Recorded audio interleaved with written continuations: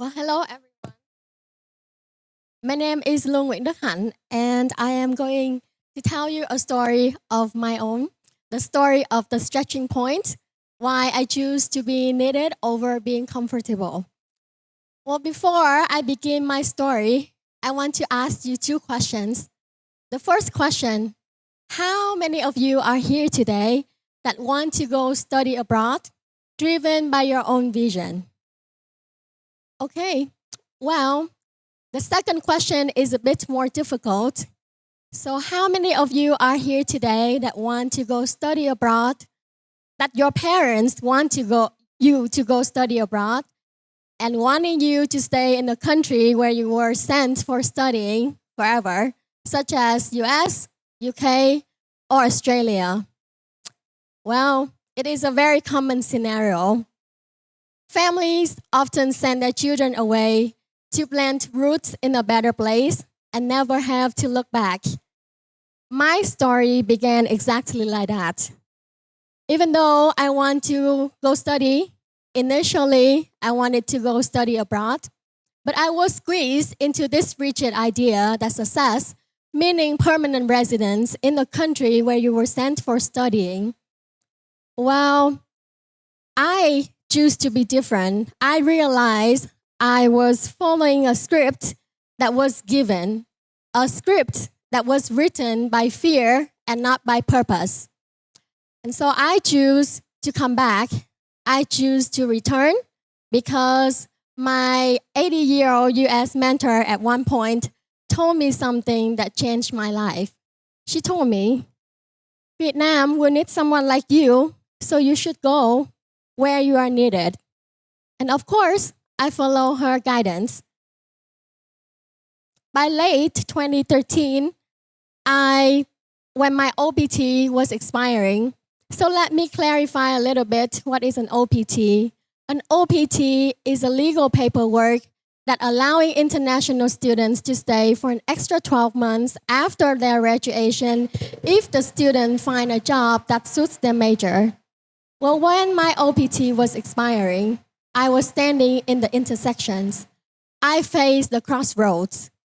When many of my friends were looking for significant others or even a paid marriage just to stay, I packed my bags to go home.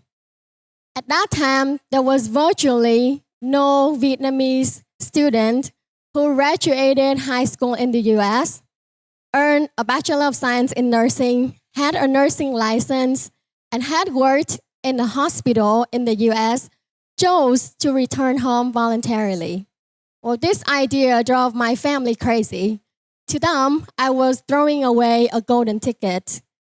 And everyone thinks that I was losing my mind until this moment after it has been more than 10 years since I returned. But I knew I had to write my unscripted life. I choose to come back. So I used to work in a psychiatric field and a neurology field, so I was mentally prepared for the social pressure. I saved my money.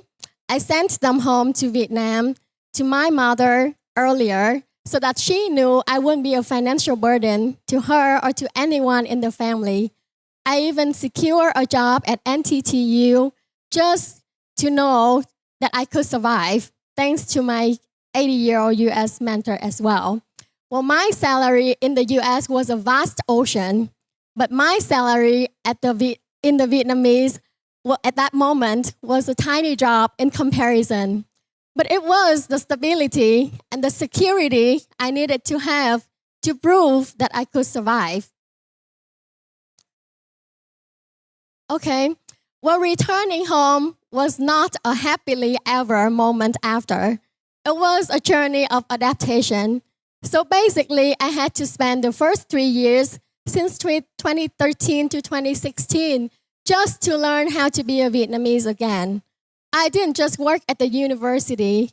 I immersed myself in the family business, the local markets, and even the non-governmental organization sector. I used some of my savings to launch a startup business.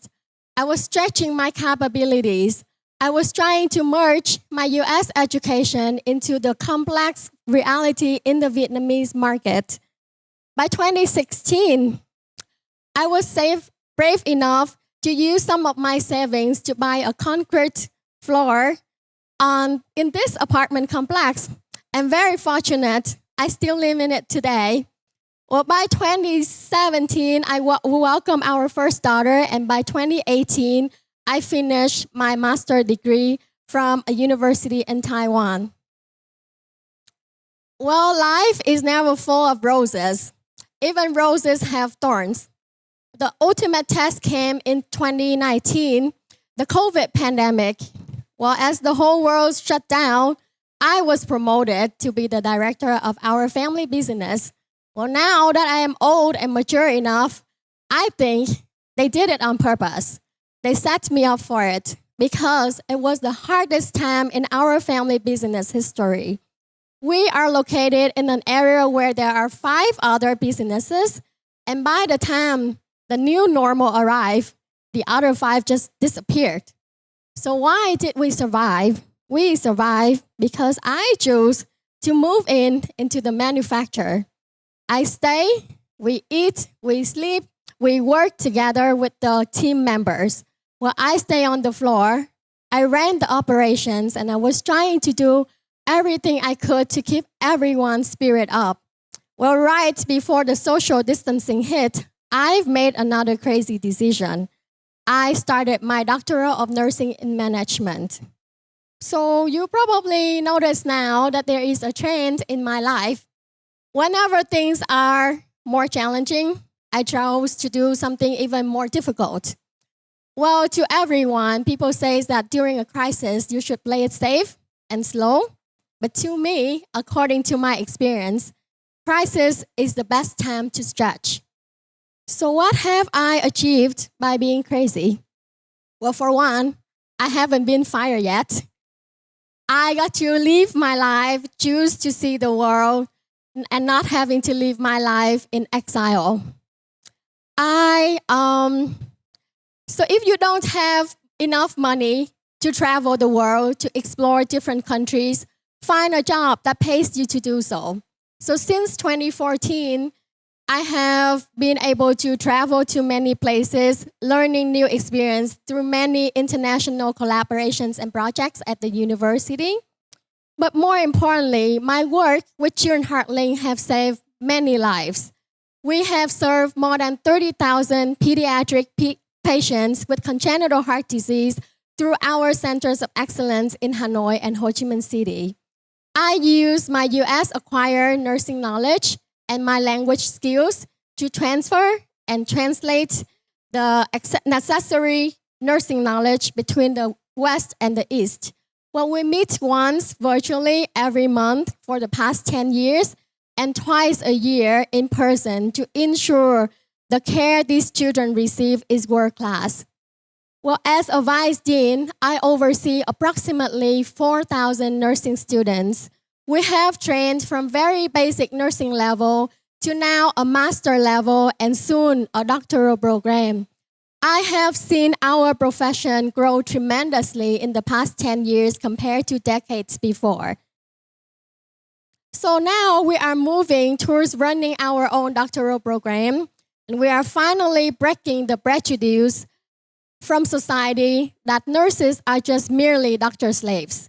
We are proving that without nurses, the doctors will lose their right and left hands. Well, the whole world is changing, and many of us fear that AI will replace us. Well, I'm here to tell you, nursing is a profession that cannot be replaced by AI. The heart and the act of caring are just purely human, and those are the things that AI can't simulate. Soon, society will realize that without nurses, the doctors cannot perform their jobs successfully. Well, I think returning to Vietnam was probably my best decision that I've made. My unscripted moment, the failure to stay in the US role, have taught me that you can achieve way more if you lean into the challenge. So I want to leave you three things today that I have experienced from my own journey. First, go where you are needed. So when you debate between offers, don't just look at the salary, look at the impact. Challenge the standards. So when there is a rule that feels like it's just outdated or an idea that has always been like that, be the one to rewrite it. Stretch yourself with a positive mind, a careful plan, and a good heart. You will be amazed at how much you can stretch without breaking. And last but not least, don't be afraid. Don't be afraid to go home. Don't be afraid to be the person who says no to the easy path, because when you choose to go where you are needed, you will just don't find a career, you will find your soul. Thank you very much for being here and for listening.